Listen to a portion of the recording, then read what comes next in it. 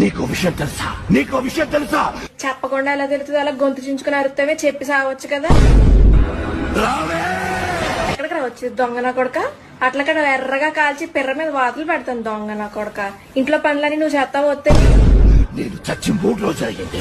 చత్తే సావు. ఎవడికి నాకేమన్నా చెప్పి చచ్చావా? నాకేమన్నా ఆస్తి రాసి ఇచ్చావా? దెయ్యం పట్టినోడ్లాగా నవ్వేంటి? గొంతులో విక్స్ బిల్లు పాడేసుకో. ఆ నవ్వేంటి నాకు చచ్చిపోతున్నావు. నా దేహం కుళ్ళిపోయింది. అందుకే రోజు సబ్బుతో మంచిగా రుద్దుకుని స్నానం చేయమని చెప్పేది. సరిగ్గా స్నానం చేయకపోతే అలాగే దేహాలు అయ్యి కుళ్ళిపోతాయి. వదలకపోతే చీపురు కట్ట తిరిగేసి ముడ్డు మీద వాతలు పెడతాను. ఒకసారి చెప్తే అర్థం కదా నీకు? మేము బొమ్మలు అయ్యి కొను. నువ్వు బొమ్మలు అయ్యి అమ్ముకోవాలంటే పక్క వీధిలోకి వెళ్ళి అమ్ముకో. మా ఇంట్లో చిన్నపిల్ల ఎవరు లేరు. పొద్దున్నే బొమ్మలో అని అమ్ముకుంటాను.